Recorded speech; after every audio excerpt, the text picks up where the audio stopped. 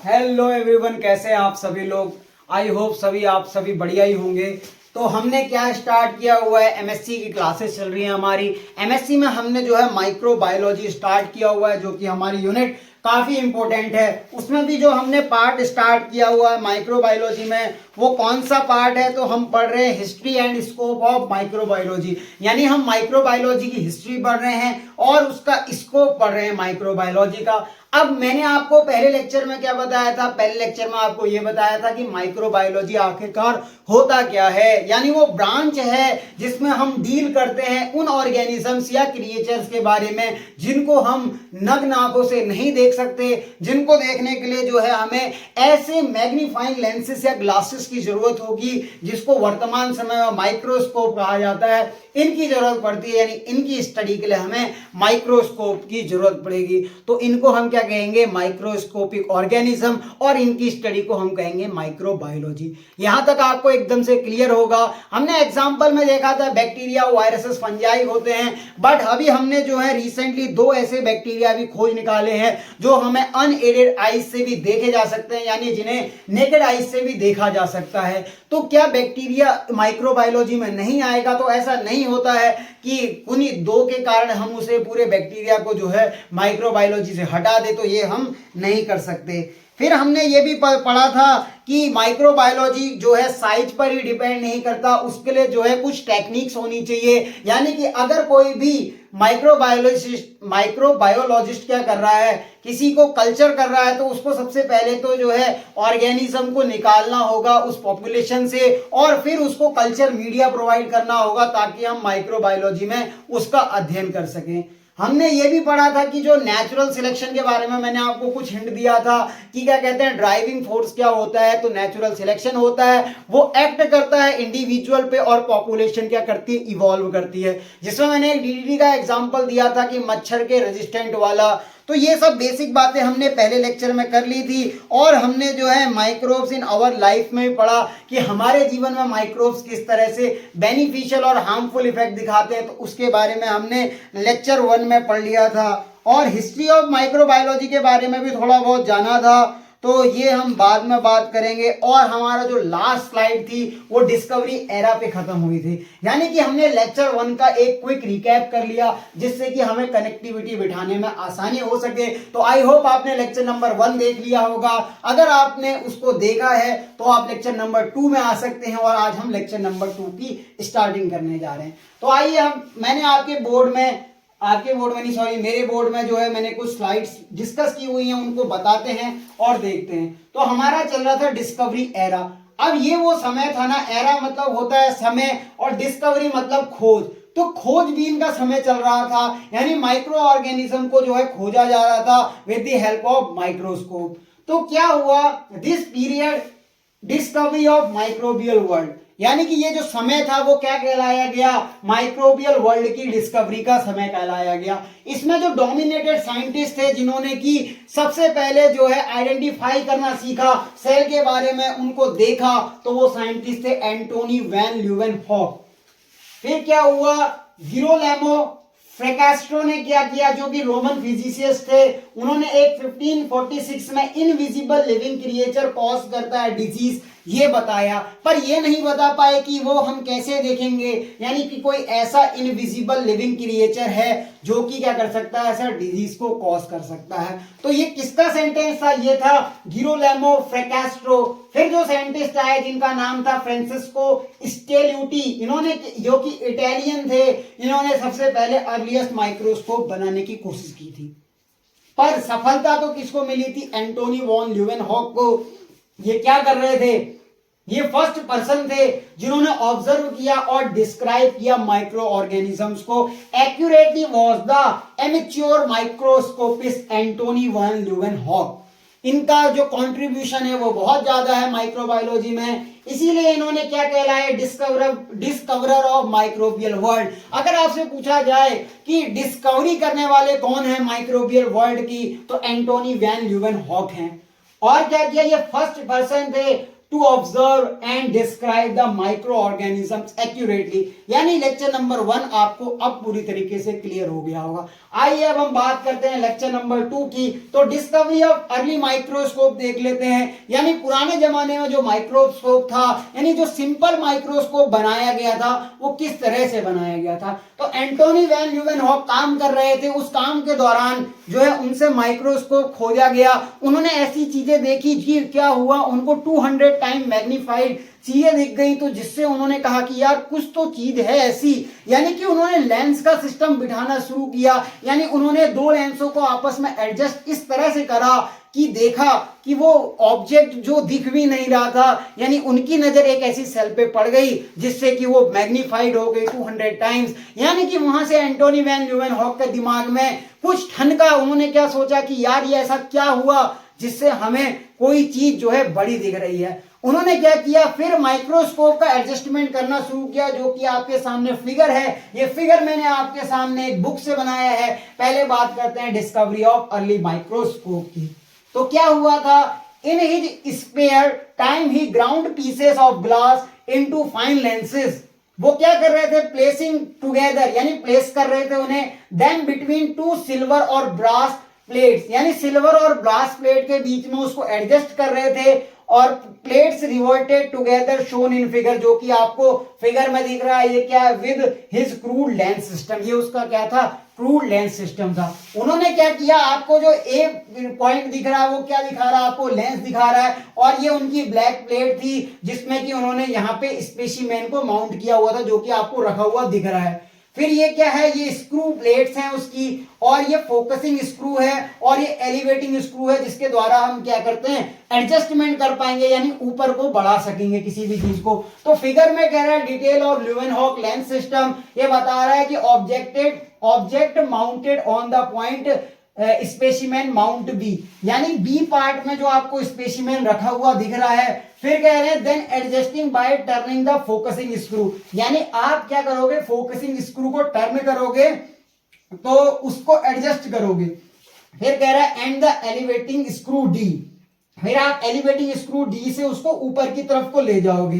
फिर कह रहा है light is reflected from the specimen and through the lens D, और मैग्नीफाइंग इमेज या स्पेसिमेन आपको दिख जाएगा। तो ये डिस्कवरी थी अर्ली माइक्रोस्कोप की, जो कि एंटोनी वैन ल्यूवेनहॉक ने बनाया था। ये सिंपल माइक्रोस्कोप था, उस समय का माइक्रोस्कोप था जिस समय अभी टेक्नोलॉजी डेवलप नहीं हुई थी। अब तो हमारे पास कंपाउंड माइक्रोस्कोप भी है और लाइट माइक्रोस्कोप भी है।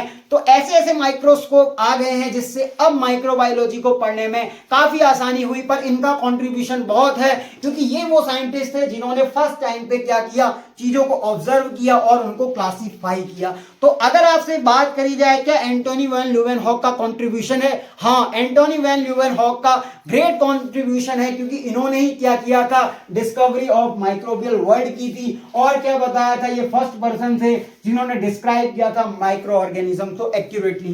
तो आप इसको नोट करो, हम और आगे बढ़ते हैं। आज की स्लाइड नेक्स्ट डिस्कस करते हैं।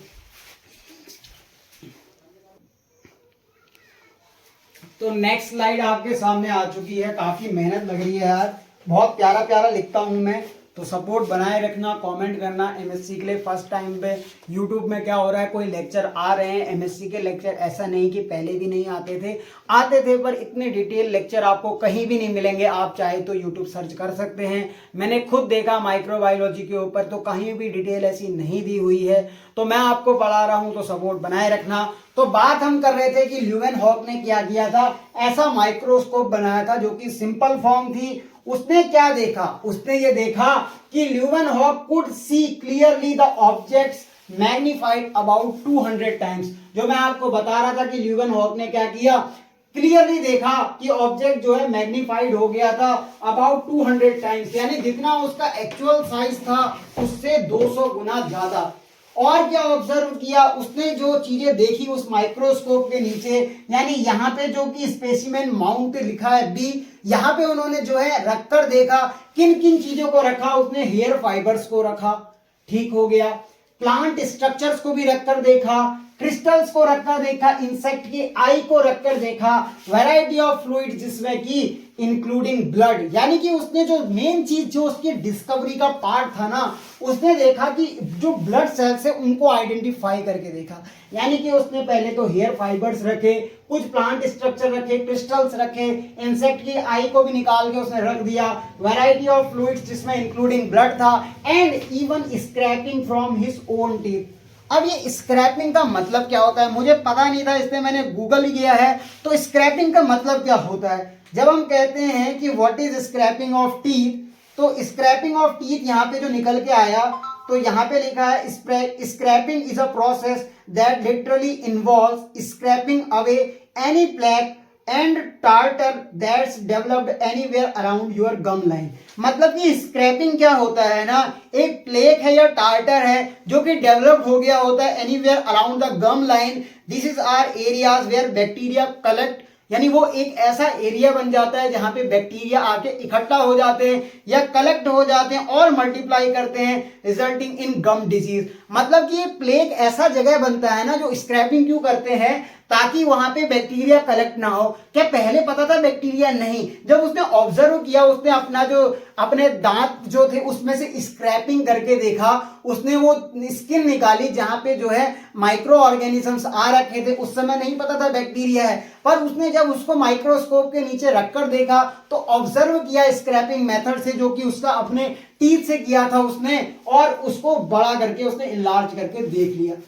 अब कह रहे हैं जो डिस्कवरी ऑफ टाइनी माइक्रोब्स, उस समय जो ये टाइनी माइक्रोब्स थे, यानी जो छोटे माइक्रोब्स थे या माइक्रो ऑर्गेनिज्म थे, उन्हें एनिमैल्क्यूल्स कहा गया था। क्या कहा गया था? एनिमैल्क्यूल्स।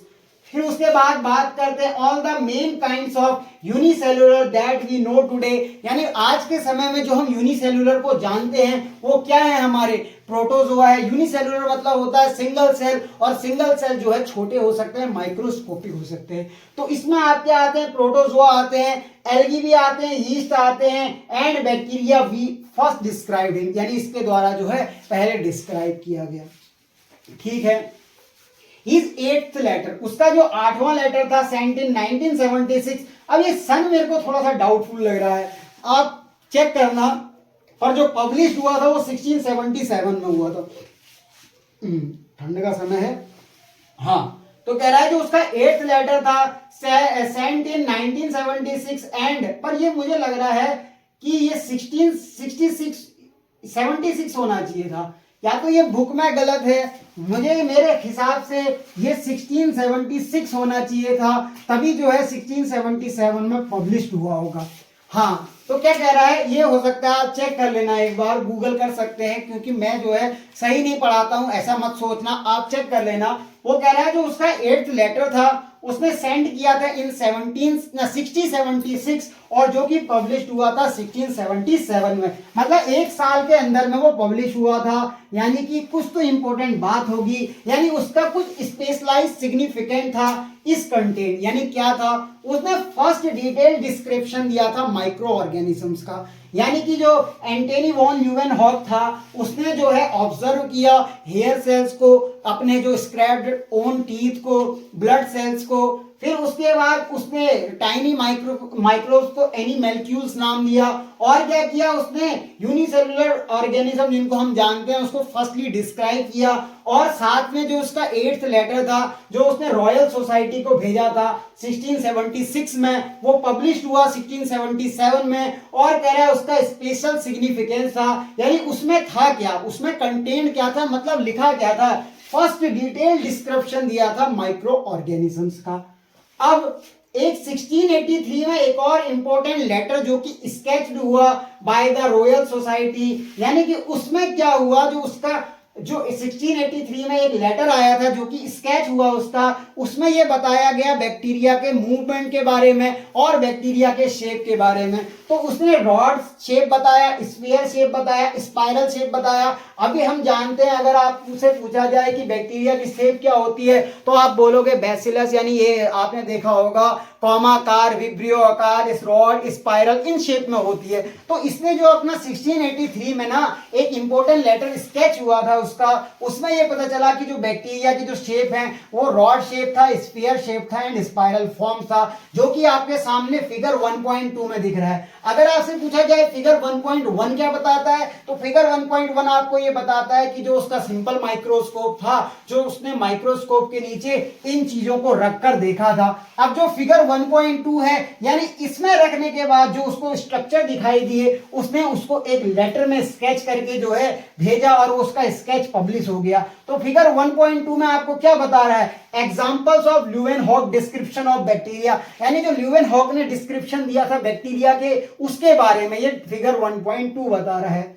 ठीक है, ये कह रहा है from a letter of to the Royal Society in 17 September 1683, यानी 17 सितंबर क्या कहते हैं 1683 में क्या हुआ, there may be seen rods, जो आपको ए और बी डायग्राम दिख रहा है, ये कैसा शेप है सर, रॉड शेप है। तो अगर आपसे पूछा जाए ए और बी किस शेप में है, रॉड शेप में, और कह रहा है there may be seen rods A, B indicating the pathway of their motion C, D, मतलब जो रॉड शेप बैक्टीरिया होता है ना, उसका मोशन आपको दिख रहा है कैसा, हेलिकल फॉर्म में दिख रहा है, यानी जो C और D वाला पार्ट है वो उसके मूवमेंट को बता रहा है। यानी जो मैंने ये डायग्राम बनाया है उसको एक्सप्लेन करने के लिए आपके सामने लाइन भी लिखी है, तो ब्यूटीफुल नोट्स आपके सामने आ रहे हैं। ऐसा नहीं कि सिर्फ डायग्राम बना दिया उसको एक्सप्लेन नहीं कर रहा हूं, तो मैं एक एक बात को एक्सप्लेन कर रहा हूं और उसको साथ में लिख भी रहा हूं। तो कह रहा है जो एग्जांपल था ल्यूवेनहॉक का, जिसने डिस्क्रिप्शन दिया था बैक्टीरिया का, उसने जो रॉयल सोसाइटी में जो लेटर पब्लिश हुआ था, एक स्केच सामने आया था 17 सितंबर 1683 में। उसमें क्या था, जो हमें देखने को मिला कि जो ए और बी शेप है वो रॉड शेप है, और जो सी और डी से आपको जो मूवमेंट दिख रहा है हेलिकल मूवमेंट, वो रॉड शेप बैक्टीरिया का मूवमेंट है। फिर नेक्स्ट लाइन में क्या कह रहा है, indicating the pathway of motion C to D, फिर है ए स्फेरिकल फॉर्म, ई में आपको क्या दिख रहा है, स्फीयर की फॉर्म में दिख रहा है, यानी छोटे छोटे स्फीयर दिख रहे हैं, यानी कि जो फिगर ई है वो स्फेरिकल फॉर्म को बता रहा है, एंड लॉन्गर टाइप्स जो कि जी है, और एफ में भी आपको दिख रहे हैं कि ये लॉन्गर टाइप के दिख रहे हैं। Also seen the type of G appears to be spiral, और एच वाला क्या है, क्लस्टर ऑफ स्पाइरल है, यानी कि एच वाले पार्ट में आपको जो है क्लस्टर ऑफ स्पेरिकल फॉर्म दिख रहा है। तो आपके सामने जो कि उसका लेटर पब्लिश हुआ था, कब पब्लिश हुआ था, 17 सितंबर 1683 में। तो उसने बैक्टीरिया का डिस्क्रिप्शन दिया था और साथ में मूवमेंट भी भेजी थी। तो ल्यूवेनहॉक का कंट्रीब्यूशन बहुत है इसमें, क्योंकि उन्होंने क्या किया, पहले तो डिटेल डिस्क्रिप्शन दे दिया किसका, बैक्टीरिया का, जो कि आपके संग मूवमेंट भी दिखा रहा है। साथ में उसने माइक्रोस्कोप भी बनाया था, जिससे कि इन सब माइक्रो ऑर्गेनिज्म की स्टडी आसान हो सकी।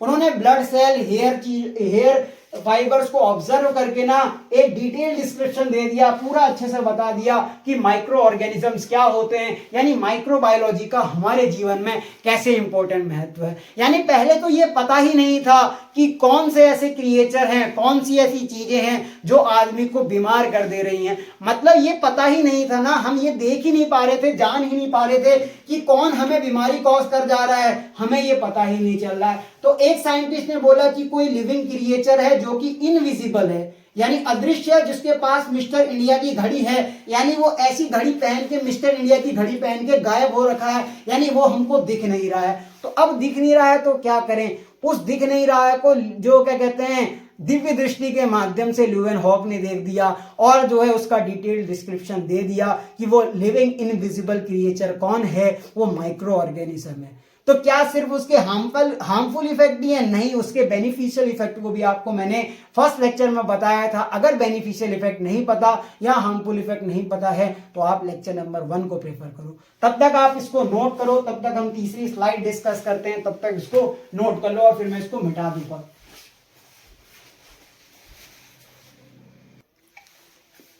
तो चलते हैं, अब हमारा जो डिस्कवरी एरा जो है समाप्त होने वाला है। यानी हमारा जो अभी आपने देखा होगा अपनी यूनिट 1 में जो माइक्रोबायोलॉजी की है, उसमें 3 एरा के बारे में बताया गया है। एक डिस्कवरी एरा के बारे में बताया गया है जो कि आपके सामने अब खत्म होने वाली है, फिर चलेगा एक ट्रांजिशन पीरियड और एक आएगा गोल्डन एरा जो कि स्वर्ण काल था।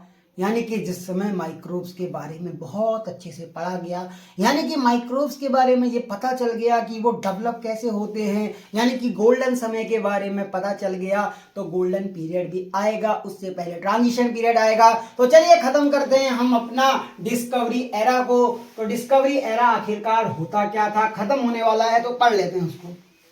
ठीक है। Science of microbiology developed slowly, यानी जो माइक्रोबायोलॉजी की जो साइंस थी ना, वो बहुत ही धीमी गति से उसका विकास हुआ। आप बात करें कि माइक्रोबायोलॉजी कोई एक दिन में नहीं खोजी गई। अगर आप ऐसा सोचते हैं कि माइक्रोबायोलॉजी कोई 1 या 2 दिन में आ गई होगी, तो ये आपका सोचना बिल्कुल गलत है, क्योंकि माइक्रोबायोलॉजी का जो विकास है वह बहुत धीरे चला। पहली बात तो हमको यही नहीं पता था कि माइक्रो ऑर्गेनिजम्स होते भी हैं, नहीं होते हैं। पहले ये सोचा जाता था ना कि डिजीज क्या होती है, एक ऐसा लिविंग क्रिएचर करता है जो कि इनविजिबल है, या सोचा जाता था कि वो क्या होता है, डिजीज या तो मैजिक से होती है या मिस्टिसिज्म से होती है। अब मुझे मिस्टिसिज्म का मतलब नहीं पता था, मैंने गूगल ट्रांसलेट किया है, तो मिस्टिसिज्म का इसका क्या मतलब आ रहा है। मिस्टिसिज्म का मतलब आ रहा था believe that you can reach complete truth and knowledge of God and God's be by prayer through and development of the spirit। इसका हिंदी मतलब क्या है, मिस्टिसिज्म तो एक ही वर्ड है, इतनी लंबी बकवास क्या करी आपने। तो इसका मतलब होता है यह विश्वास की साधना तथा प्रार्थना से पूर्ण सत्य तथा ईश्वर तक पहुंचाया जा सकता है। सर सीधी बात करो, मिस्टिसिज्म का मतलब क्या होता है, लंबी लंबी बातें मत करो। तो इसका मतलब होता है अध्यात्मवाद या रहस्यवाद, यानी कि ये रहस्य माना जा रहा था, ये पता नहीं था कि क्या कहते हैं ये बीमारियां होती कैसे हैं, हमें कुछ पता ही नहीं था माइक्रो ऑर्गेनिज्म के बारे में। तो माइक्रोबायोलॉजी का जो विकास हुआ है वो बहुत धीरे धीरे हुआ है, यानी बहुत स्लो प्रोसेस हुआ है। माइक्रोबायोलॉजी बहुत धीरे धीरे इवॉल्व हुई। तो इसके जो 2 पॉइंट थे या 2 मेन रीजन हैं, ऐसे तो रीजन बहुत सारे हो सकते हैं, पर जो मेन सटीक रीजन है उसके वो 2 रीजन है। आइए उसको डिस्कस करते हैं। पहला क्या डिस्कस करना है, पहला आपसे कह रहा है दीज वर नो माइक्रोस्कोप। पहली बात, आप अगर माइक्रोस्कोपिक ऑर्गेनिज्म का अध्ययन करना चाहते हैं या ऐसे जीव को देखना चाहते हैं जो दिख ही नहीं रहा यानी माइक्रोस्कोपिक है, तो पहले तो माइक्रोस्कोप का होना ही आवश्यक बनता है। यानी सबसे पहली डिमांड तो माइक्रोस्कोप ही है। अगर माइक्रोस्कोप नहीं होगा तो आप माइक्रो ऑर्गेनिज्म को कैसे देखोगे। तो कह रहा है देयर वर नो माइक्रोस्कोप, यानी नो माइक्रोस्कोप मतलब माइक्रोस्कोप थे ही नहीं और ऐसी टेक्नोलॉजी अवेलेबल नहीं थी। एंड एफिशिएंट लेंस सिस्टम, मतलब उस समय ऐसा कोई भी एफिशिएंट लेंस सिस्टम नहीं था जो कि बता पाए यानी समझा पाए माइक्रो ऑर्गेनिज्म के बारे में। दूसरा पॉइंट आपसे क्या कह रहा है, ये नोटिफिकेशन आया कोई बात नहीं। माइक्रोब्स वर इडल क्रूसियस ना क्यूरियोसिटीज एंड नथिंग मोर। उस समय ऐसी कोई भी जो है क्यूरियोसिटीज मानव के मन में नहीं थी, क्या करना है इनके बारे में जान के, क्योंकि वो तो रिलेटेड था किससे, disease were associated with magic and mysticism, जो कि रहस्यवाद था या क्या कहते हैं आध्यात्मवाद था। ये माना जाता था कि डिजीज जो है कोई ऐसी सुपर नेचुरल पावर कराती हैं, यानी कि ऐसे गॉड की जो है वो मतलब दे देते हैं डिजीज को। पर उस समय उतना क्यूरियोसिटी नहीं ली जा रही थी माइक्रो ऑर्गेनिज्म के बारे में, तो इसीलिए जो है ये 2 कारण थे जिससे माइक्रोबायोलॉजी का जो विकास था वो बहुत ही धीरे धीरे हुआ। तो जब माइक्रोबायोलॉजी का जब फुल्ली विकास हुआ तो ये डिले तो हो गई until both instrumentation and appreciation of microbes and disease come together. This could occur only during the mid 18th, यानी कि जब 19वीं शताब्दी चल रही थी तो उसी समय जो है अच्छे से पता चल पाया कि आखिरकार क्या रीजन था, क्योंकि उस समय क्या हुए इंस्ट्रूमेंटेशन बहुत अच्छे बन गए और एप्रिसिएशन किया जा रहा था टू स्टडी ऑफ माइक्रोब्स। तो ये भले ही डिले हुई पर पूरी तरीके से जो है 1800s में इसके बारे में फुल्ली एक्सप्लेन हो गया। तो हमारा डिस्कवरी एरा यहाँ पे खत्म हो गया। अब हम चलते हैं ट्रांजिशन एरा की तरफ। ट्रांजिशन एरा को भी हम आज आधा ही देखेंगे क्योंकि ट्रांजिशन एरा भी बहुत बड़ा है। तो आपने देखा होगा डिस्कवरी एरा में लेक्चर नंबर 1 भी आया और उसका ऐसा नहीं कि लेक्चर नंबर 1 पूरा ही था, तो लेक्चर नंबर 1 में हमने डिस्कवरी एरा की स्टार्टिंग करी और लेक्चर नंबर 2 में हमने डिस्कवरी एरा को एंड किया। अब हम स्टार्ट करते हैं ट्रांजिशन एरा को। तब तक आप इसके नोट्स बनाइए, मैं अगली स्लाइड लिखता हूँ। तो देख रहे होंगे आप काफी समय लग जाता है इसको लिखने में, नोट्स भी आपको मिल रहे हैं। आप इसकी पीडीएफ फॉर्म में क्या कर सकते हैं, इसका स्क्रीनशॉट स्क्रीनशॉट लेके अपनी पीडीएफ बना सकते हैं और नोट्स को कॉपी कर सकते हैं। तब तक मैं आगे से हट जाता हूं, आप इसको नोट करो।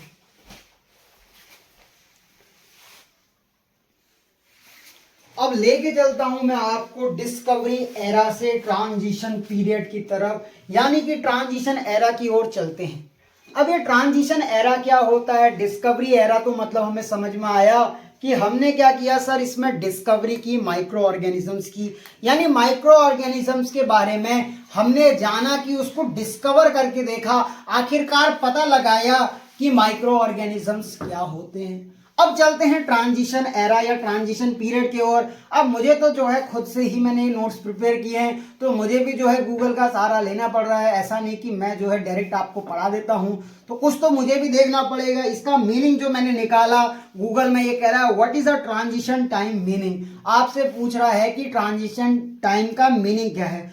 तो ट्रांजिशन टाइम होता है ना समथिंग कॉल्ड डेड टाइम, मतलब ऐसा समय जो मरा हुआ है। डेड टाइम तो मतलब यही हुआ, मरा हुआ समय। ऐसा नहीं है, मरा हुआ से मतलब नहीं लेना है। Is the wasted time between activities और event during which nothing has been planned और कैन टेक प्लेस, मतलब कि ये वैसा वेस्टेड टाइम होता है या ऐसा समय जिसमें कि हमें एक्टिविटी और इवेंट किए जा रहे हों, यानी ऐसी एक्टिविटी हो रही हो या इवेंट हो रहे हो जिसके बारे में कुछ भी प्लान ना किया हो और कुछ भी सोचा ना गया हो। मतलब कि ट्रांजिशन पीरियड एक ऐसा पीरियड था ना जो डिस्कवरी एरा के बाद आया था। वो वेस्ट समय चल रहा था जिसमें जो है लोग अलग अलग बातें कर रहे थे, अलग अलग एक्टिविटी शो हो रही थी जिसकी उस समय पे कोई जरूरत नहीं थी, पर वो थ्योरी भी आई जिससे कि ट्रांजिशन पीरियड चला, यानी कि एक हिसाब से वेस्टेड ऑफ टाइम हुआ। बट उसके बाद आया गोल्डन एरा जिसमें कि बहुत चीजें आगे डिस्कस हो पाई, यानी आगे बढ़ पाई। तो बात कर लेते हैं ट्रांजिशन पीरियड की। तो हमने डिस्कवरी एरा को एंड कर लिया। डिस्कवरी एरा की स्टार्टिंग हुई थी कब से?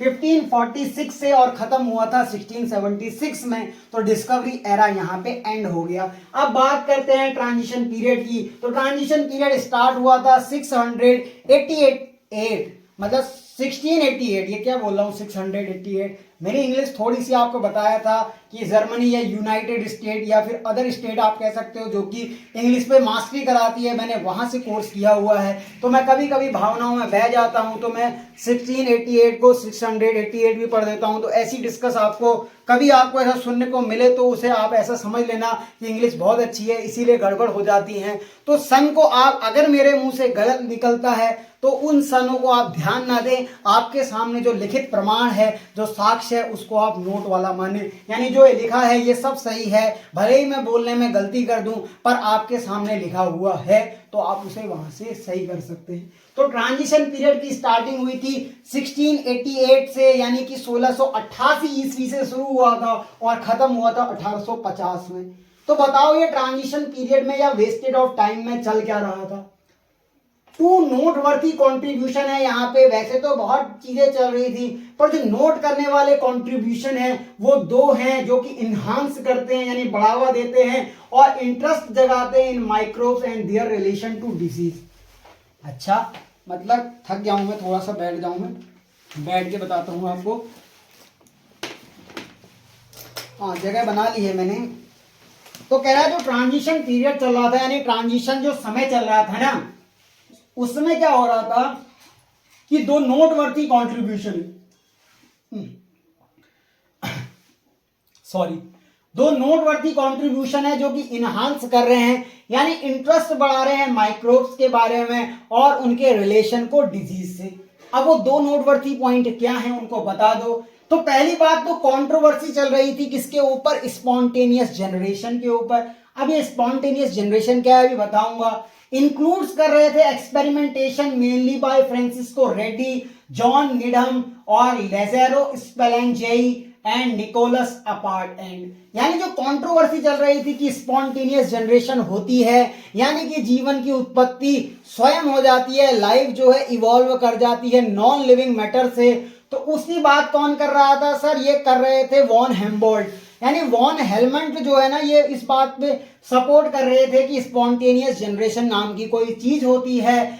तो उन्होंने उनके उस स्पॉन्टेनियस जनरेशन को खत्म करने के लिए कुछ सीरीज ऑफ एक्सपेरिमेंट किए गए, जिनको परफॉर्म किया फ्रांसिस्को रेड्डी ने, जॉन नीडम ने, लाज़ारो स्पेलेंजाई ने एंड निकोलस अपार्ट। यानी कि जो चल रहा था स्पॉन्टेनियस जनरेशन होता है, यानी life is evolve from the non living matters, तो इस तरह की जो बातें चल रही थी उसको गलत प्रूफ किया साइंटिस्टों ने एक्सपेरिमेंट के थ्रू। क्योंकि कोई भी किसी भी तर्क को आप गलत करते हैं, यानी अगर आप किसी के कही बात को जो है गलत साबित करना ना, पहली बात अगर आप किसी के कहे हुए तर्क को गलत कहते हैं तो उसके लिए आपको क्या देने पड़ेंगे, सबूत देने पड़ेंगे, प्रमाण देने पड़ेंगे, साक्ष्य देना पड़ेगा। क्योंकि आजकल जो है बिना साक्ष्य के ऊपर कुछ भी नहीं चलता। आजकल इंसान के बोलने का महत्व नहीं है जितना कि लिखित प्रमाण का है। इसीलिए जो है कभी भी आप कहीं भी जाएंगे तो आप चाहे किसी प्रॉपर्टी का काम कर रहे हो या किसी का भी काम कर रहे हो तो सबसे पहले आपसे लिखित प्रमाण लिया जाता है। क्योंकि इंसान की जुबान आजकल कोई भरोसा नहीं है, इंसान की जुबान बदलने में समय नहीं लगता, परंतु कागज द्वारा लिखी ना, कागज में लिखी हुई कलम से जो एक बार लिख गया है वो बदलना बड़ा मुश्किल हो जाता है। तो इस एक्सपेरिमेंट को मतलब कुछ ऐसे एक्सपेरिमेंट करने होंगे जो कि स्पॉन्टेनियस जनरेशन को गलत साबित करते हैं, तो उसके लिए कुछ प्रमाण होने चाहिए। तो प्रमाण दिए थे किसने, फ्रांसिस्को रेड्डी ने, और किसने दिए थे, जॉन नीडम ने, लाज़ारो स्पेलेंजाई ने और निकोलस अपार्ट। एंड जो फर्स्ट कंट्रीब्यूशन तो ये था। जो सेकंड पॉइंट चल रहा था, जो कंट्रीब्यूशन था, वो डिजीज ट्रांसमिशन के ऊपर था, यानी कि डिजीज कैसे ट्रांसमिट होती है, यानी डिजीज को कैसे फैलाया जाता है। तो ये इंक्लूड कर रहा था, किसका वर्क इंक्लूड कर रहा था, ये कर रहा था इग्नाज सेमेलेवेसिस एंड जॉन स्नो। नाम बहुत ही प्यारे हैं इनके, ऐसे नाम मैं भी रखूंगा आने वाले टाइम में, अपने तो नहीं रख सका तो किसी और के रख देंगे। तो क्या कह रहा है, जो डिजीज ट्रांसमिट हो रही थी उसमें इंक्लूड कर रहा था वर्क किसका, इग्नाज सेमेलेवेसिस, ऐसा नहीं कि मैं सरनेम इसका दे दूंगा, सरनेम तो अपना ही देना पड़ेगा, और जॉन स्नो का। तो ऐसे नाम रखे जाएंगे, देखेंगे कि नाम में क्या फील आ रही है। तो इन साइंटिस्टों ने क्या किया, डिजीज ट्रांसमिट और क्या कहते हैं स्पॉन्टेनियस जनरेशन को खारिज किया था। तो अब पहली बात मैं बताऊं आपको स्पॉन्टेनियस जनरेशन होता क्या है, तो उसके बारे में कुछ सुन लेते हैं, तभी तो हम फ्रांसिस्को रेड्डी के एक्सपेरिमेंट में चल सकेंगे।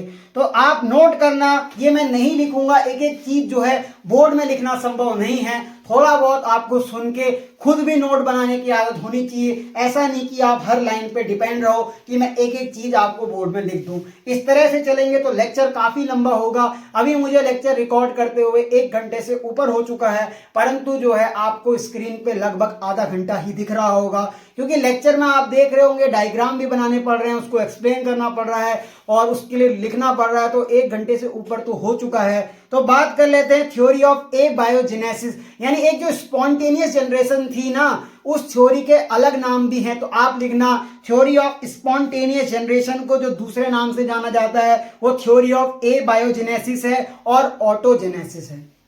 अब ये बताओ स्पॉन्टेनियस जनरेशन होता क्या है। तो ये क्या हुआ था ना कि कुछ साइंटिस्टों का मानना ये था कि जो क्या कहते हैं ऑर्गेनिजम्स बनते हैं ना, वो नॉन लिविंग मैटर से बन जाते हैं। मतलब कि उनका कुछ लोगों का ये मानना था कि बारिश आई तो मेंढक बन गए। ये कैसी बात कर रहे हो, बारिश में मेंढक बन जाएंगे? ये उस समय के साइंटिस्टों का मानना था कि बारिश हो रही है उससे मेंढक बन गए, ठीक है। और जो हाउस फ्लाई है वो अराइज हुई डंग से, यानी जो डंग क्या होता है, एक्सक्रीटा ऑफ एनिमल्स, यानी एनिमल्स का जो एक्सक्रीटा है काउ बुफेलो का, तो वो जो डंग था उससे हाउस फ्लाई बन गई, ऐसा भी मानना था। और तो ये क्या था ना, इनको सपोर्ट कौन कर रहा था, इस थ्योरी को, ऐसी बकवास थ्योरी को सपोर्ट कौन कर रहा था? तो उस समय इसको बकवास नहीं कहा जा सकता, आज आप इसको बकवास मानेंगे, परंतु उस समय इस थ्योरी को जो है जिन साइंटिस्टों ने दिया उनका भी अपना कंट्रीब्यूशन था, बट वो ये रह गए उन बातों के माध्यम से, उन्होंने जो देखा उसको समझा, उसके पीछे जानने की कोशिश नहीं करी, ऑब्जर्व करना नहीं सीखा उन्होंने। तो इस थ्योरी को सपोर्ट किया था थ्योरी ऑफ एबायोजेनेसिस, जो कि ऑटोजेनेसिस है या स्पॉन्टेनियस जनरेशन है, इसको सपोर्ट कर रहे थे बाय एरिस्टोटल वैन हेलमोंट। ये कोई छोटे मोटे साइंटिस्ट नहीं है, या कोई ऐसा ही नहीं कि इन्होंने हवा में कह दिया, कुछ तो रीजन रहा होगा। तो एरिस्टोटल वैन हेलमोंट का कहना था कि according to there life arises spontaneously out of the non living matter, यानी कि कुछ नॉन लिविंग मैटर ऐसे हैं जिनसे लाइफ क्या होती है, अराइज होती है। तो इनका मानना था, इन्होंने एग्जाम्पल भी दिए, जैसे हाउस फ्लाइज प्रोड्यूस होती हैं किससे, या अराइज होती हैं फ्रॉम डंग से, और जो फ्रॉग हैं वो डेवलप हो जाते हैं फ्रॉम रेन वाटर। यानी कि जो फ्रॉग है ना वो कैसे डेवलप होते हैं, रेन वाटर से, बारिश हुई और क्या कहते हैं फ्रॉग्स बन गए। पर आज के समय में आप ऐसा कह दोगे तो गलत है। क्यों? क्या बारिश आई तो क्या टेडपोल नीचे डायरेक्ट गिर रहे थे? बारिश के संग क्या टेडपोल नीचे आ रहे थे? ऐसा नहीं। तो वो वाला गाना आपने सुना होगा, छम छम करके कुछ है,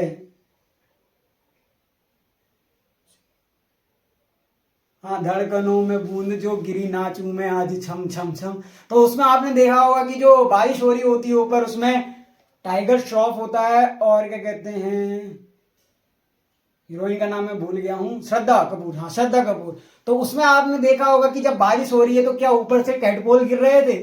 ऐसा हो रहा था क्या? बारिश के संग जो है मेंढक वहां पर टरटरा रहे थे? ऐसा नहीं होता है कि क्या कहते हैं बारिश होगी और जो है टेडपोल नीचे आ जाएंगे। पर उस समय उन्होंने ये देखा, उन्होंने ये जानने की कोशिश नहीं करी, उन्होंने सिर्फ ये देखा कि बारिश हुई और मेंढकों का टरटराना शुरू हो गया। और उन्होंने क्या देखा, पानी में लार्वा या टेडपोल्स देख लिए मेंढक के। तो उनका ये मानना था कि बारिश आई और उसके संग क्या आ गए, मेंढक आ गए या टेडपोल आ गए।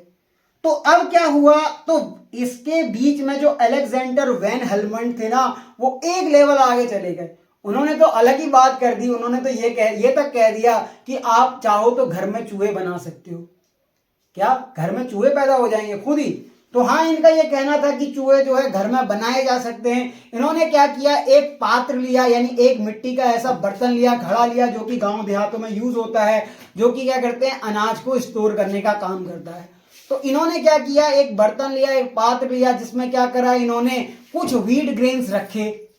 अच्छा, और क्या किया साथ में ऐसी, अब ये तो मैंने कल ही पहनी है, पर क्या करते हैं, मान लो 1-1.5 महीने पहनी हुई थी, मान लो अलेक्जेंडर वैन हेलमंड ने 1-1.5 महीना कोई टी शर्ट पहनी, कमीज पहनी, बढ़िया से पसीने से वो लथपथ हो गई, और उन्होंने क्या किया, एक पात्र में डाल दी। तो उस मिट्टी के पात्र में उन्होंने क्या किया, एक जो पसीने से लथपथ कमीज को डाला, और यानी शर्ट को, और साथ में क्या किया, उन्होंने उसमें व्हीट ग्रेन्स डाले। हुआ क्या, आफ्टर 21 डेज में उन्होंने ये देखा कि वहां पे माइस हो गए। तो ये लाइन आपसे क्या कह रहा है, van Helmont gave a recipe for a rat production, यानी वो तो एक नेक्स्ट स्टेप में चले गए। उन्होंने तो कहा आप रैट को घर में ही पैदा कर सकते हो, यानी कि आप चूहों को बना सकते हो। उन्होंने एक रेसिपी दे दी, जैसे कि क्या कहते हैं, ऐसा हो रहा होगा जैसे रेसिपी, तो उनका ऐसा सिस्टम था, मान लो कि कहीं खाना बनाना है तो उन्होंने जो रेसिपी दी उसी तरीके से एक रेसिपी दी। क्या रेसिपी दी? उन्होंने बोला within 21 days rats are produce from wheat grains kept in a earthen pot along with the shirt drains in a sweat, यानी पसीने से भीगी हुई लथपथ जो कमीज है, टी शर्ट है, उसको आप क्या कर दो, एक मिट्टी के बर्तन में या पात्र में डाल दो, कुछ व्हीट ग्रेन्स रख दो, तो आप देखोगे कि 21 दिन बाद वहां पर आपको चूहे अलाइव दिखेंगे। पर ऐसा नहीं होता है। ऐसा कैसे कर सकते हो यार कि चूहे उसमें खुद ही आ जाएं, मतलब खुद ही पैदा हो जाएं? तो देखो, उन्होंने बोला तो सही, ऐसा हुआ भी, उन्होंने ये करके देखा एक्सपेरिमेंट, 21 दिन बाद चूहे निकल आए। पर उन्होंने एक गलती क्या करी ना, गलती क्या करी इन द सेंस, उन्होंने क्या ऑब्जर्व नहीं कर पाए, उन्होंने क्या करा था, उस पात्र को खुला रख दिया था। जब आप क्या करते हो ना, ऐसे एक्सपेरिमेंट परफॉर्म करते हो तो पूरी सावधानी को बरतो। ऐसा नहीं कि उसने वहां सीसीटीवी कैमरे लगाए होते तो वो चेक कर लेता, या कुछ ऐसे कैमरास उस समय डेवलप हुए होते, उस समय तो माइक्रोस्कोप ही नहीं था सर, तो कैमरास कहां से आएंगे? और ऐसा नहीं कि 21 दिन तक कोई आदमी वहीं बैठा रहे, उसको खाना भी खाना होता है, कई काम होते हैं। तो वो छोड़ के चले गए एक्सपेरिमेंट को। उन्होंने क्या किया, एक कमरा रखा होगा, एक कमरे में उन्होंने ऐसी चीजें करी होंगी, या तो कमरा भी बंद कर देते या वहां पे क्या कर देते, उस पात्र को ढक देते। पर 21 दिन तक उसमें गौर नहीं किया गया। हुआ क्या कि उसमें क्या हुआ होगा कि उसमें कुछ पहले से ही कुछ लार्वा वगैरह डेवलप होंगे। 21 दिन में क्या हुआ होगा, जो व्हीट ग्रेन्स होते हैं जहां पे खाना होता है ना, वहां पे ऑर्गेनिज्म तो आएगा ही कोई ना कोई। आपको ये पता है कि मैंने आपको लेक्चर नंबर 1 में क्या बताया था, लेक्चर नंबर 1 में आपको ये बताया था कि जहां पे अगर आपसे पूछा जाए कि एक ऑर्गेनिजम्स का या लिविंग ऑर्गेनिज्म का मकसद क्या है, यानी कि हम जो है इस नेचर में या पृथ्वी में आए हैं तो हम किस लिए आए थे? क्या पढ़ने के लिए आए थे? क्या आज हम ये माइक्रोबायोलॉजी सीखने आए थे यहाँ पे अर्थ पे? या फिर क्या कहते हैं, हमें जो है बहुत मजा आ रहा था कि हम अर्थ में आ गए, अब तो हम यहाँ खेलेंगे कूदेंगे? हम इसलिए नहीं आए थे। हमारा जो जीवन का एक अंतिम उद्देश्य कहा जा सकता है, या कि आपसे मैं कहूं कि जीवन का जो प्रमाण है वो क्या है? Successful feeding and breeding. मतलब कि हमारा जो जीवन का एकमात्र उद्देश्य है वो खाना है और अपनी संतानों को उत्पन्न करना है और मर जाना है। तो मतलब कि क्या है? सक्सेसफुली फीडिंग एंड ब्रीडिंग है। तो क्या हुआ जब उन्होंने व्हीट ग्रेन्स वहां पे रखे, तो क्या हुआ वहां पे? ऐसा हुआ कि जो है कुछ माउस जो है या माइस बाहर से आ गए। अब माइस बाहर से आए होंगे तो उनको खाना मिला। जब प्लेंटी ऑफ फूड अवेलेबल था, यानी खाना पूरी तरीके से उनको मिल गया, तो आपने क्या पढ़ा? पहली रिक्वायरमेंट उस ऑर्गेनिज्म की पूरी हो गई, यानी प्लेंटी ऑफ फूड अवेलेबल था, तो उसने क्या किया? सक्सेसफुली फीडिंग की, मतलब उसने खाना खाया। अब क्या करेगा? वो ब्रीड करेगा। तो क्या हुआ जब उन्होंने दबा के खाना खा लिया, यानी कि व्हीट ग्रेन्स खाए, तो एक ऐसा समय आया जब उनका ब्रीडिंग सीजन था।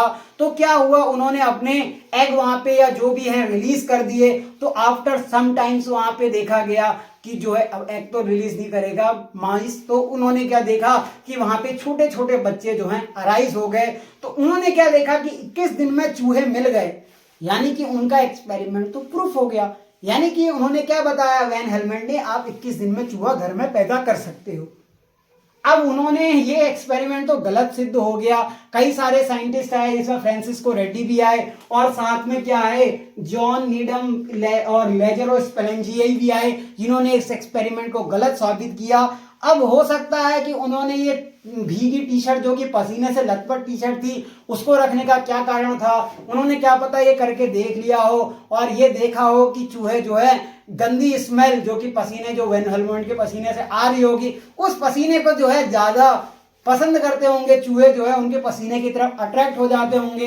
इसीलिए क्या पता उन्होंने हो सकता है अपनी कमीज को जो है उसमें रख दिया हो, या कोई भी और ऐसा रीजन रहा हो सकता है कि उन्होंने कमीज ही चुना। अब ये कमीज क्यों चुना ये तो मैं नहीं बता सकता, ये तो अलेक्जेंडर वैन हेलमेंट से ही पूछना पड़ेगा, और उसको पूछने के लिए अब हम काफी देर हो चुके हैं। वो तो कहाँ पे आए थे? ट्रांजिशन एरा में आए थे। यानी कि हमें उस ट्रांजिशन एरा में जाना होगा, यानी अलेक्जेंडर वैन हेलमेंट से हमें टाइम मशीन के द्वारा ट्रैवल करके उनके पास जाना होगा और उनसे पूछना होगा कि आखिरकार आपने ये भीगी शर्ट पसीने से रखी क्यों थी? कोई कारण तो बताओ कि जो चूहे आपको पसंद आ रहे थे, या चूहे जो आ रहे थे वो क्यों आ रहे थे? वो कमीज का क्या कारण था? तो ये पूछेंगे हम वैन हेलमेट से जब हम ट्रांजिशन पीरियड की ओर आगे बढ़ेंगे। तो ये सब चीजें गलत हो गई। अब क्या हुआ कि evidence of theory of spontaneous generation. तो अब ये जो स्पॉन्टेनियस जनरेशन थी, ये जो मैं कहानी आपको सुना रहा हूं, ये ट्रांजिशन पीरियड है। यहाँ पे भी मैं एक हिसाब से वेस्टेड ऑफ टाइम कर रहा हूं, मतलब आपका भी टाइम यहाँ पे वेस्ट हो रहा होगा। तो आप देख रहे हो जब आपको अपना टाइम वेस्ट लग रहा है, तो ये समय भी तो एक हिसाब से खाली चल रहा होगा उस समय। यानी हम क्या डिस्कवर कर रहे हैं कि हम ये कह दे रहे हैं कि लाइफ ओरिजिनेट हो रही है अचानक अपने आप से। पहले तो ये चल रहा था कि एक मिथ है, या मैजिक है, या मिस्टिसिज्म है, जिसके द्वारा ये हो रहा है कि बीमारी क्या है? रहस्यवाद है या अध्यात्मवाद है, खुद हो जाती है, मतलब कोई प्रमाण नहीं है। कोई साइंटिस्ट तो ये बोल दे रहा है कि कोई अदृश्य जिसने मिस्टर इंडिया की घड़ी पहनी हुई है, आपने भी तो एक घड़ी पहनी है, तो मैंने HMT की घड़ी पहनी है, काफी अच्छी घड़ी है, मुझे बहुत पसंद है, ब्लैक कलर की है, और मैं ज़्यादातर ब्लैक कपड़े ही पसंद करता हूं। तो आप देख रहे होंगे कि मेरी जैकेट भी ब्लैक ही रहती है हमेशा, और अदर मैं जो भी कपड़े पहनता हूं तो मैं उसमें ब्लैक ज़्यादा प्रेफर करता हूं, मुझे काफ़ी अच्छा लगता है। हाँ, तो उसमें चल क्या रहा था, बकवास नहीं करते हैं, तो बात ये चल रही थी हमारा कि टाइम वेस्ट चल रहा है, यानी ट्रांजिशन पीरियड में कुछ तो गड़बड़ चल रही है। तो इस थ्योरी को, जो कि स्पॉन्टेनियस जनरेशन थी, इसको डिस्प्रूव करने आए मैनी साइंटिस्ट। यानी कि अब इस जो जिस बात पे कोई दम नहीं है, पर उस समय इस बात पे काफी दम था, क्योंकि किसी ने यह तर्क कह दिया है, तो उसको गलत साबित करोगे, तो गलत साबित करने के लिए आपको प्रत्यक्ष के संग प्रमाण की भी आवश्यकता है। आप जो देखोगे उसका प्रमाण भी तो दोगे। तो इस थ्योरी को गलत करने के लिए क्या हुआ, 17 से 18 और 19वीं शताब्दी के मध्य में इस थ्योरी को डिस्प्रूव करने के लिए मैनी साइंटिस्ट आए। उन्होंने क्या किया, ये बताया कि they prove that new organism can be formed from pre existing one. यानी कि जो है फ्रांसिस्को रेड्डी और ये जो हमारे हैं लेजेरो स्पेलेंजिए, जॉन नीडम और निकोलस, इन्होंने ये बताया कि लाइफ जो है स्पॉन्टेनियसली ओरिजिनेट नहीं होती, यानी कि लाइफ जो है अचानक से, ऐसा नहीं कि किसी नॉन लिविंग मैटर से उठ के आ गई। यानी लाइफ को बनने के लिए ऐसा होना चाहिए कि लाइफ जो है तभी हो पाएगी जब कोई प्री एग्जिस्टेंस वन वहां पे लाइफ पहले से प्री एग्जिस्ट कर रही हो। मतलब कि लाइफ का ओरिजिनेट करने के लिए लाइफ का होना जरूरी है। जैसे कि आपने सेल थ्योरी पढ़ी होगी, सेल थ्योरी में ओमनी सेलुलम ई सेलुला पढ़ा है आपने। जब आप कभी भी आपको कुछ भी दिक्कत हो रही हो तो जैसे आप क्या बोलते हो, ऑल इज वेल करके जो 3 इडियट में डायलॉग था, उसके हिसाब से आप ओमनी सेलुला ई सेलुला बोल सकते हो। इसका मतलब क्या होता है कि जो नई सेल होती है वो एग्जिस्ट करती है पुरानी किसी सेल से।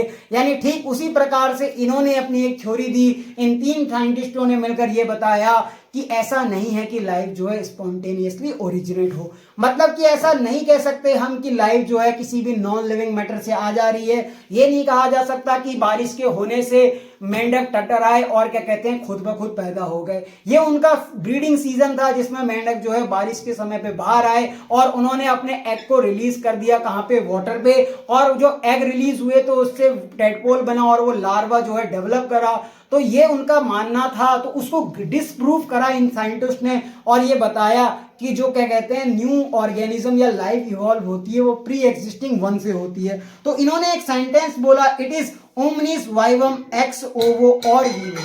क्या बोला? ओमनिस वाइवम एक्स ओवो और वीवो, यानी कि जो है न्यू लाइफ ओरिजिनेट होगी वो कहां से होगी? प्री एग्जिस्टिंग लाइफ से होगी। तो कि अब नोट करना है कि साइंटिस्ट को, अब जब उन्होंने इस बात को चैलेंज किया, यानी कि उन्होंने स्पॉन्टेनियस जनरेशन की बात को जो है गलत साबित करने की बात कही, तो ऐसे कुछ प्रूफ देने होंगे, कोई प्रमाण देने होंगे जिससे कि स्पॉन्टेनियस जनरेशन डिसप्रूव हो पाए, यानी कि गलत साबित हो पाए।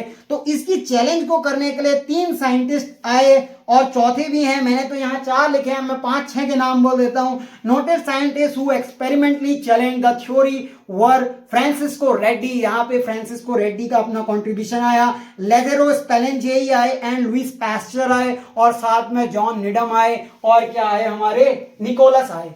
इन लोगों ने क्या किया? थ्योरी को गलत साबित किया, यानी कि स्पॉन्टेनियस जनरेशन के मुंह में एक चपाट दी और ये बताया कि स्पॉन्टेनियस जनरेशन जैसी कोई चीज नहीं होती है। अगर आप जानना चाहते हैं इसी प्रकार की थ्योरियों के बारे में, यानी आप चाहते हैं कि आपको जो है बायोलॉजी बहुत ही इंटरेस्टिंग वे में समझ में आए, आपको जो है एमएससी का जो टॉपिक आपको चल रहा है वो एकदम से क्लियर हो जाए, तो अपने भाई को सपोर्ट कीजिए, क्योंकि इस तरह के लेक्चर आपको जो है डिजाइन करने में बहुत मेहनत लगती है, काफी जो है पढ़ना पड़ता है और फिर मैं उसको आपको इस आधे 1 घंटे के लेक्चर के माध्यम से डिलीवर कर पाता हूं। तो इस तरह की थ्योरी सुनने के लिए आप जो है चैनल को सब्सक्राइब जरूर करें। हम बायो को एक नेक्स्ट लेवल पे लेके जाएंगे, आपको ऐसा फील ही नहीं होगा कि हम क्या कर रहे हैं सर, आपको मजा आ जाएगा और आप ऐसी कहानियों के माध्यम से सीख जाएंगे।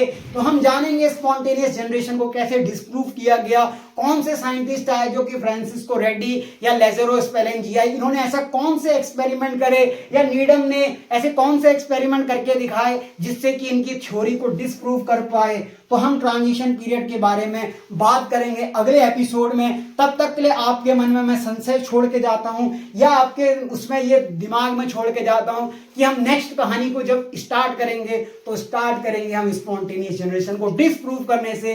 तो बने रहिएगा लेक्चर में, इसी तरीके से पढ़ाई करते रहें। All the very best, thank you. जो मेरे मन में बात थी मैं आपके सामने डिस्कस कर चुका हूं, तो आप सभी को थैंक यू लेक्चर में बने रहने के लिए। All the very best, bye bye.